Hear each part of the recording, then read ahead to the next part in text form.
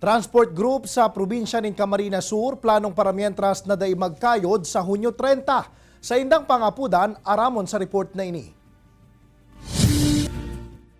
Naabutan ka news team ang tsuper na si Tatay Salvador sa Naga City Integrated Northbound Terminal. Sigun sa iya, nakasaro pa sa na siyang biyaheng niya na aldaw, asinan sa iyang kinita, 60 pesos. Talagang hirap-hirap na kami sa taas ng presyo ng krudo. Pagkatapos, mahirap pang maghanap ng pasahero dahil doon sa doon sa libreng sakay ng LTFRB.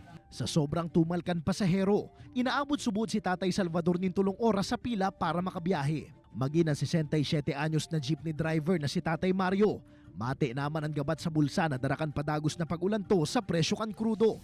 Sa laog subot nin 43 na taon niyang pagpasada, ngunyan sa nangyari na haros mayo pa sa kabangakan sa iyang kita kaito ang naipupuli niya ngunyan sa iyang pamilya. Kulang na talagang pinupuli sa pamilya. Dati nagpupuli mga 500, ngunyan ba? Minsan 150. Kaya ang Condor Piston, nagpaplano na sa ngunya na itulod ang tigil pasada sa Hunyo 30 kasabay kan inaugurasyon ni President-elect Bongbong Marcos.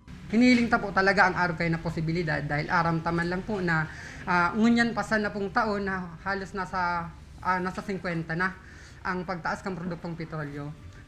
Kaya ang pangapudan ta po pwedeng umabot po sa punto na magtigil pasada po kita. Kung maiko-consolidate ta po sa mga driver at operator, kung madadagos ang tigil pasada, pero wisyo man subuot ang darakay ni para sa mga commuter. Grabe po ang depekto.